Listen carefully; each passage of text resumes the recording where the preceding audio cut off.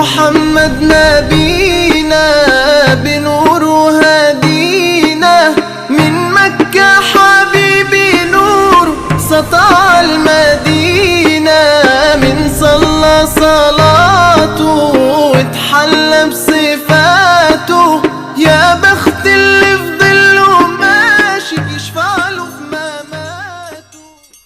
معزز سامعین حضرات، السلام علیکم ورحمۃ اللہ وبرکاتہ۔ میں حافظ محمد منور حسین نقشبندی سنی بریلوی حنفی۔ سامعین حضرات، یہ ایک بدنام زمانہ لعنتی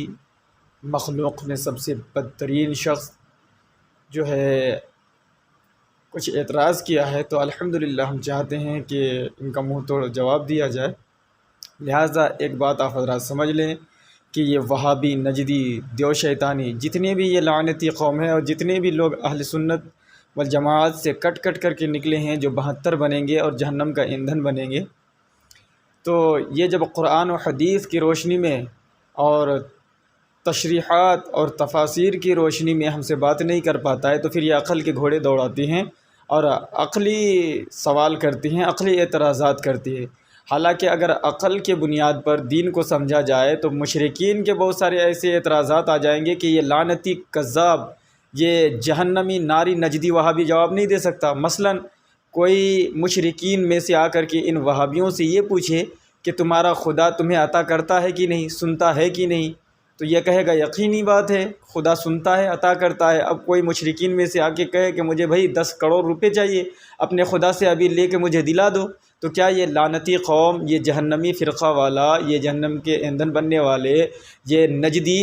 اللہ سے لے کر کے فوراً اسے دے سکتا ہے؟ ہرگز نہیں دے سکتا۔ مگر کہتے ہیں خدا جب دین لیتا ہے تو عقل چھین لیتا ہے، تو ان کے پاس قرآن حدیث تو رہا نہیں، اب یہ کیا کریں گے؟ آپ حضرات ذرا اس بیچارے کا جو اعتراض ہے، جو رونا یہ رو رہا ہے، سماعت فرما لیں، پھر انشاءاللہ تبارک و تعالی ان کی ہی انداز میں، ان کی ہی طریقے سے ان کو جواب دیا جائے گا۔ لیکن وہ کہتے ہیں نا کہ جو بے حیا ہوتا ہے، جو غیرت مند ماؤں کا دودھ نہ پیا ہو، اسے غیرت نہیں آئے گی۔ آپ ان کو کچھ بھی کر دیں، جب ان کے آباء و اجداد میں سے ابلیس نے نہیں مانا، ابو جہل نے نہیں مانا، ذوالخیسرہ تمیمی نے نہیں مانا، کیا کہتے ہیں کہ ابن تیمیہ نے نہیں مانا، ابن عبد الوہاب نجدی نے نہیں مانا، اسماعیل دہلوی نے نہیں مانا، ثناء اللہ احمد تسری نے نہیں مانا، تو یہ کیسے مان لیں گے؟ مانیں گے تو نہیں، لیکن ہم اپنے عوام اہل سنت کو خبردار کرنے کے لیے الحمدللہ انہی کے لہجے میں ان کو جواب دیں گے، تاکہ عوام اہل سنت ایسے ملعونوں سے خود کو بچائیں اور ان پر لعنتوں کی بارش برسائیں۔ اگر آپ مشکات المصابیح کی حدیث 4490 پڑھیں تو اس میں سیدھا ذکر ہے کہ اگر مدینے کا اصلی کتا نبی کریم صلی اللہ علیہ وسلم کے گھر بھی چلا جائے تو اس مدینے کے اصلی کتے کے آنے سے فرشتے ان کے گھر نہیں آتے۔ تو سوچیں، نبی کریم صلی اللہ علیہ وسلم کے گھر مدینے کے اصلی کتے آنے سے فرشتے نہیں آ رہے، تو جس گھر میں غوث پاک کا نقلی کتا چلا جائے ویل ڈن۔ سامعین حضرات، سنا آپ نے اس بدترین کتے، سور، یعنی سور اور کتے سے بھی بدترین اس مخلوق کی زبانی آپ نے سماعت کیا کہ یہ کیسے بھونک رہا تھا۔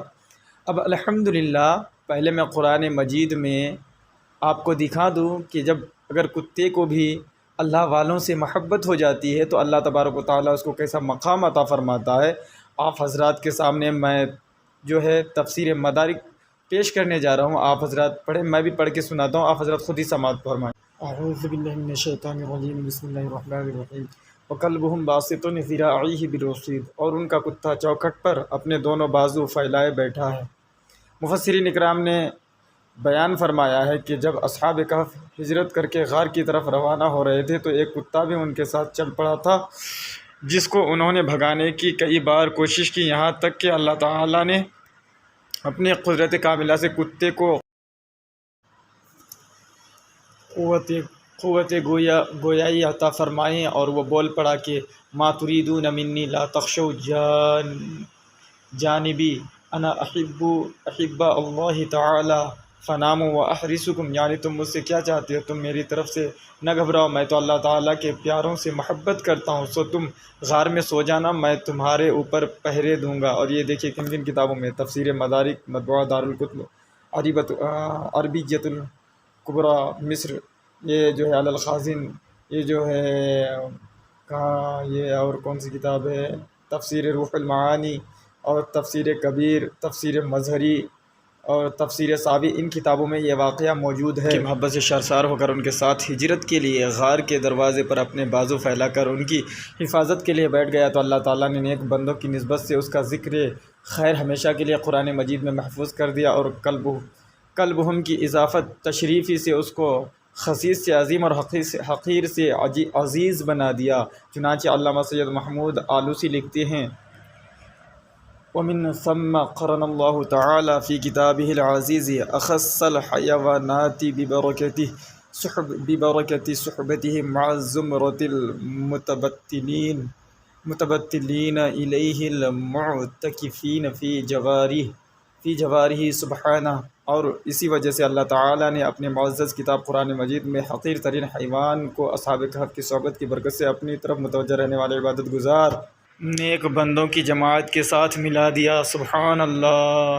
سامعین حضرات، دیکھا آپ نے، کتا اگر اصلی بھی ہو اور اس کے دل میں اللہ کی محبت ہو، اللہ والوں کی محبت ہو، تو رب تبارک و تعالیٰ اسے انعام عطا فرماتا ہے، حقیر ترین کو عزیز ترین بنا دیتا ہے۔ مگر آپ فیصلہ فرمائیں کہ یہ سور سے بھی بدترین مخلوق، جن کا مکروہ چہرہ، لعنتی چہرہ آپ دیکھ کر کے ہی پہچان سکتے ہیں، اس کتے کے پیشاب کے چھینٹے کے لائق ہے یہ شخص؟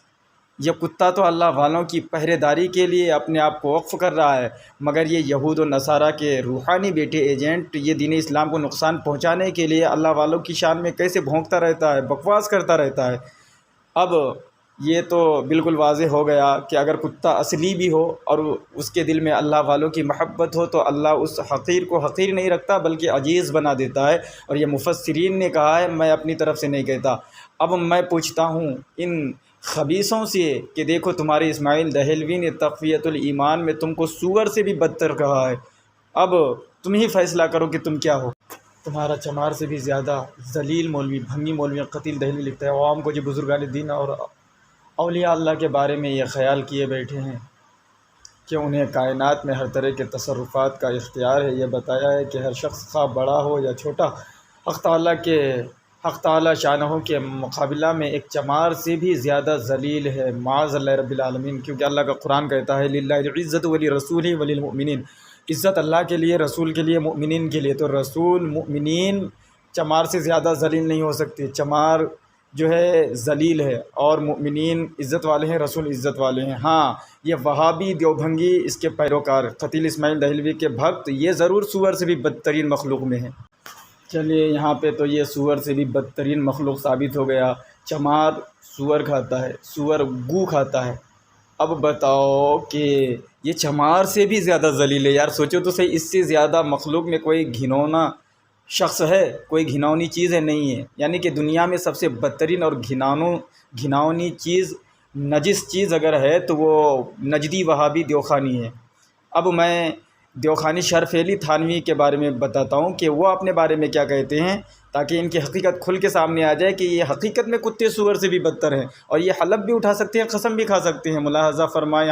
اس سے پہلے جو حوالہ آپ نے پڑھا وہ تقویۃ الایمان ہے، اور یہ ملفوظات حکیم الامت میں سے میں آپ کو سنا رہا ہوں۔ سب سے اعلیٰ و ارفع عمل باطنی توفنا و عبدیت کی وہ کیفیت تھی جو ہر وقت نہایت شدت کے ساتھ طاری رہتی تھی، اور جس سے متاثر ہو کر حضرت بارہا یہاں تک فرمایا کرتے تھے کہ میں تو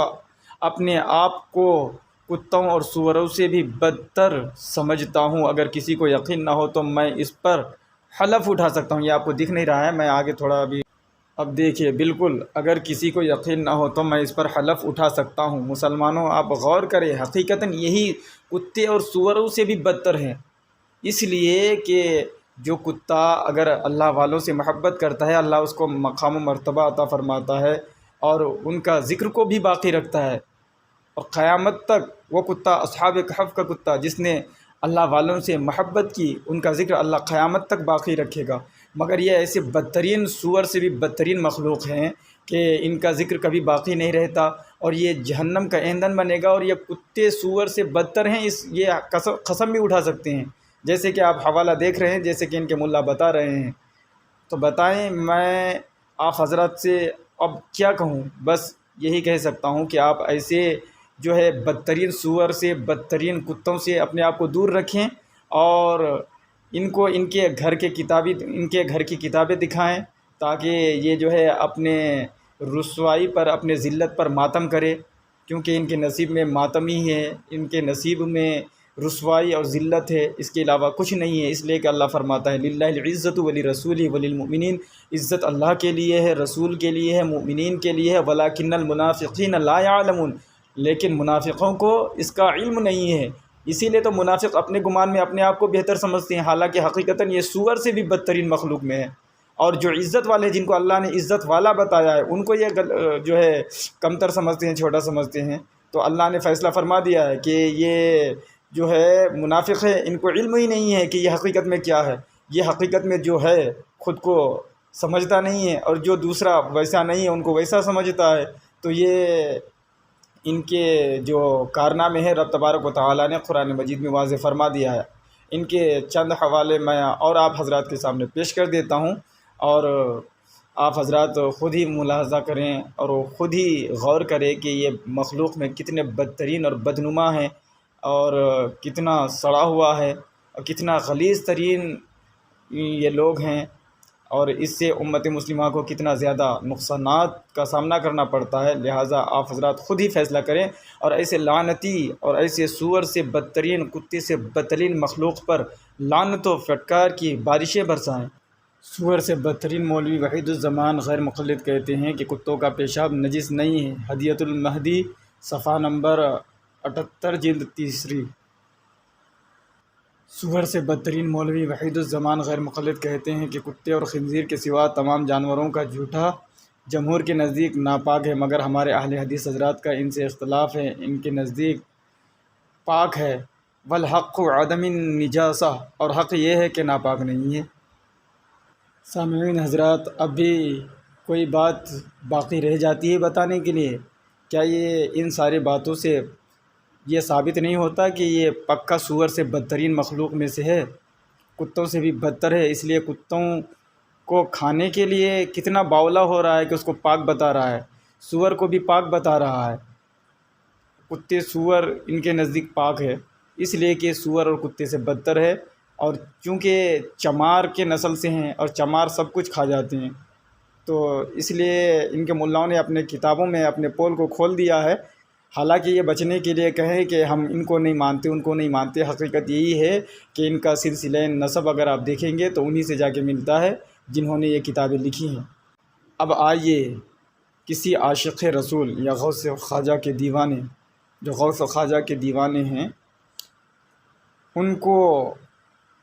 یہ طعنہ دیتے ہیں کہ تم غوث کے کتا ہو تو معاذ اللہ تم ناپاک ہو گئے، تم نے غوث کا کتا کہہ دیا تو ایسا ہو گیا، تم نے غوث کا کتا کہہ دیا تو فنا ہو گیا۔ اور اس میں ایک جوک مارا ہے جو شروع میں آپ کو میں نے دکھایا کہ مدینے کا اصلی کتا آ جائے تو فرشتے نہیں آتے تو نقلی کتا آئیں گے تو کیا، اور اس میں ہنسی اور مذاق میں اس کو لیا ہے۔ پہلی بات، یہ محاورہ کا لفظ ہے۔ کوئی اگر شخص یہ کہے کہ فنا شخص 9 2 11 ہو گیا،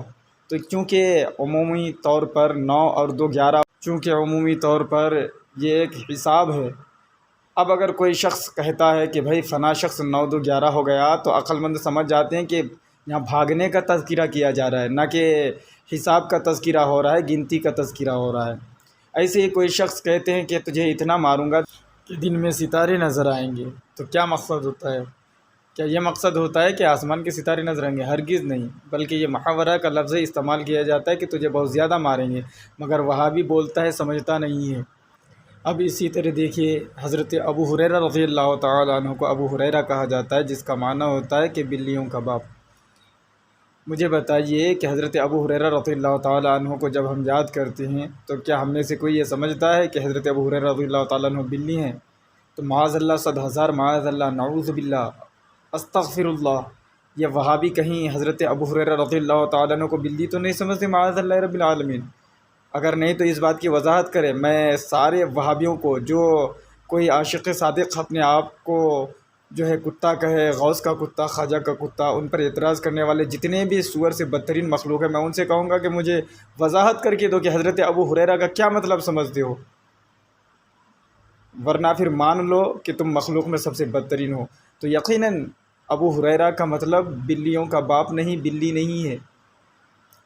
حضرت ابو ہریرہ رضی اللہ تعالیٰ عنہ کو اس لیے نہیں کہا جاتا، اس لیے ابو ہریرہ نہیں کہا جاتا کہ نسب کے اعتبار سے وہ بلیوں کے باپ ہیں، معاذ اللہ رب العالمین، بلکہ اس لیے کہا جاتا ہے کہ آپ بلیوں سے محبت کرتے تھے، بلی پالا کرتے تھے۔ اسی اعتبار سے، اسی نسبت سے رسول اللہ صلی اللہ تعالیٰ علیہ وسلم نے حضرت ابو ہریرہ رضی اللہ تعالیٰ عنہ کو یہ لقب عطا فرمایا، اس اعتبار سے، نہ کہ اس اعتبار سے کہ معاذ اللہ رب العالمین حضرت ابو ہریرہ رضی اللہ تعالیٰ انسان نہیں تھے بلکہ بلی تھے، معاذ اللہ رب العالمین۔ تو چونکہ وہابی دھرم میں اب قرآن و حدیث کو سمجھنے کی صلاحیت تو رہی نہیں، تفاسیر تشریحات کو سمجھنے کی صلاحیت تو رہی نہیں، اب کیا کرے گا؟ تو چلو اپنے باطل اور منحوس دین کو پھیلانے کے لیے عقلی دلائل دے کر کے لوگوں کو گمراہ کرنا چاہتا ہے۔